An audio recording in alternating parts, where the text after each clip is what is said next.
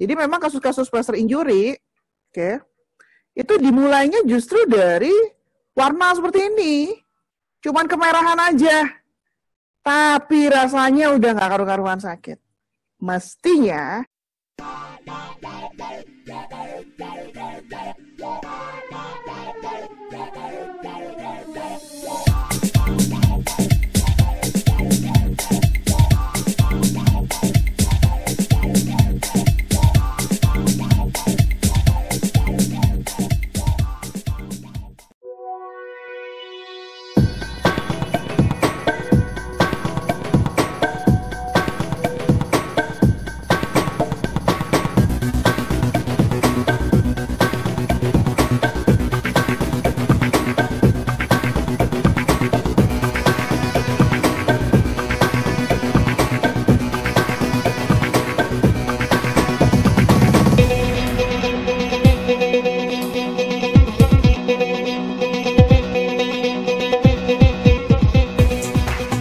Oke, kali ini tentunya kita membahas kasus-kasus yang menarik ya, Bu ya. Kita juga udah ditemani nih sama Bu Ida. Apa kabar, Bu Ida?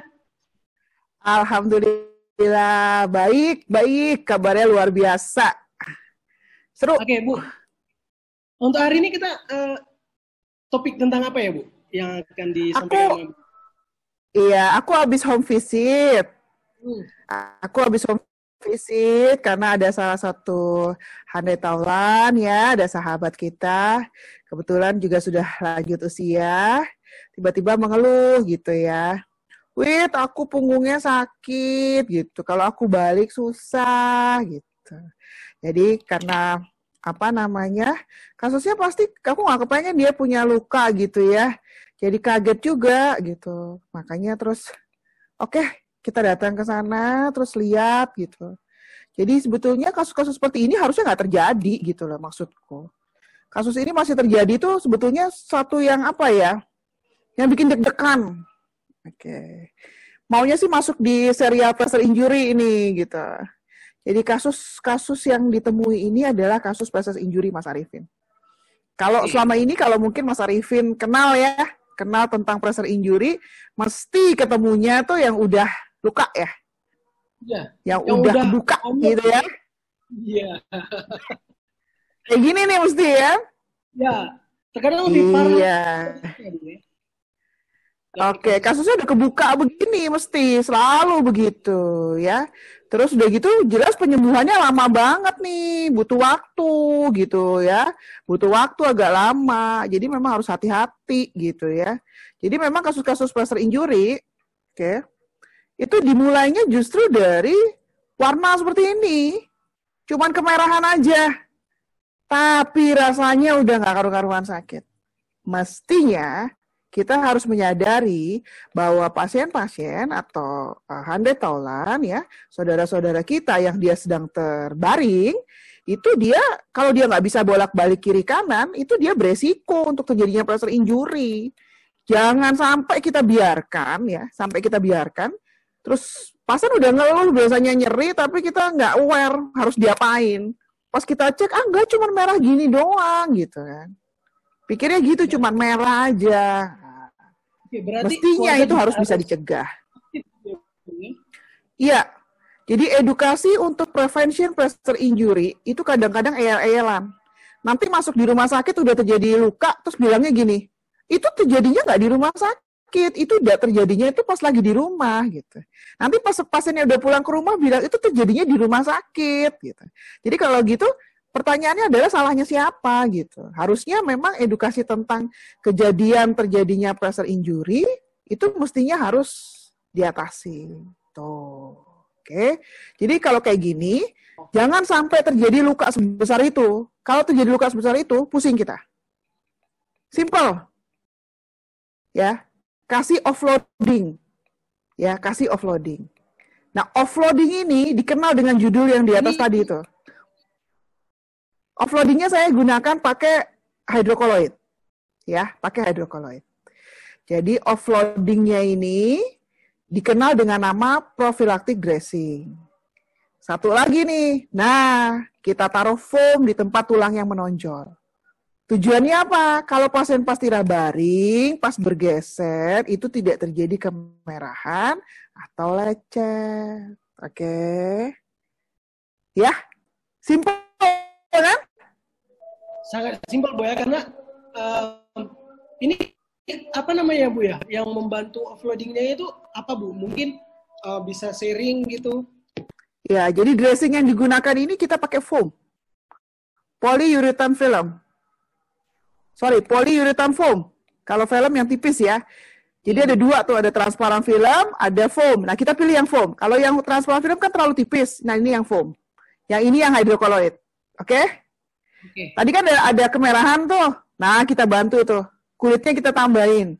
Oke? Udah stadium 1 tadi ya. Ya, kita tambahin kulitnya. Terus kemudian di tulang yang menonjolnya kita kasih foam. Mau ngapain dikasih foam? Supaya dia ada bantalan, ada membel dia.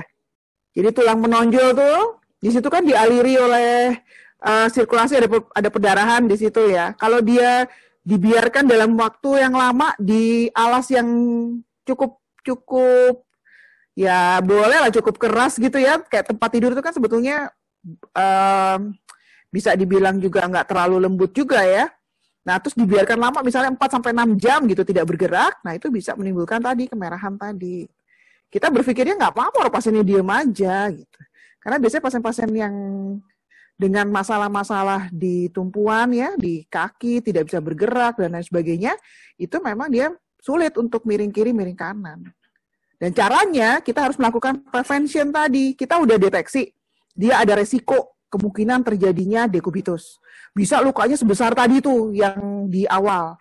Jadi supaya tidak terjadi seperti itu bagaimana? Kita cegah. Dengan apa? Dengan balutan juga. Namanya prophylactic dressing. Balutan yang digunakan adalah foam ya, polyurethane foam. Gitu Mas. Nah, ya, termasuk nih kayak di kaki nih. Banyak ya Bu ya kasus. Iya. Oh ya. Pada pasien-pasien lansia tuh ya, sering tuh yang mereka nggak bisa bergerak gitu ya, lupa bergerak dan lain sebagainya. Ini contohnya di daerah tumit gini ya, itu kan sering terlupa tuh. Sering terlupa. Daripada nanti ada luka, kan lebih parah lagi. Udah, tempelin aja gitu ya. Kita tempelin di situ. Nah, ini salah satu contohnya itu ada Opticell ya. Opticell itu juga dari foam. Oke ya, Opticell itu foam, itu bisa digunakan. Ini kebetulan kita pakai Opticell di sini ya. Jadi, apa namanya, kuat dia nantinya. Supaya tidak terjadi gesek-gesek. Apalagi lagi diangkat gitu kan, diangkat, ditarik gitu. Tumitnya kena, kegesek, kena kain gitu. Lecet karena kulitnya halus. Nah, kita pakai seperti ini supaya nggak lecet. Jadi, foam dengan berbagai macam merek boleh. Ini kebetulan yang kita gunakan adalah Opticell.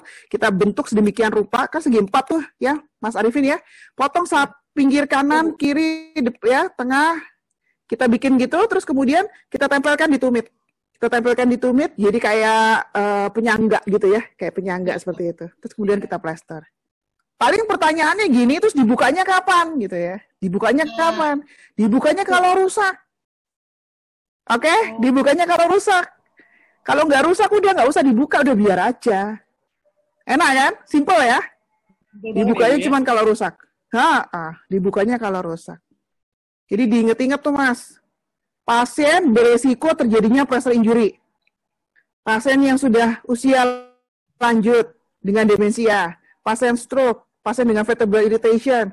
Pasien dengan defisit neurologi. Fraktur. Harus gunakan offloading. Ya, sebagai prophylactic dressing itu, offloading itu prophylactic dressing tadi. Penting, pakainya bisa foam, bisa hydrocolloid. Oke? Oke, Ibu. Terima kasih Bu Ida atas waktunya hari ini. Sama-sama. Kita tunggu untuk next Aswida selanjutnya. Terima kasih atas. Ya, cukup kali ini saya akhiri dengan Assalamualaikum warahmatullahi wabarakatuh. Dadah Bu Ida. Sampai ketemu lagi next session. Hati-hati ya. Ya. Salam buat Pak Leli di Temanggung. Dah. Dance like there's no tomorrow.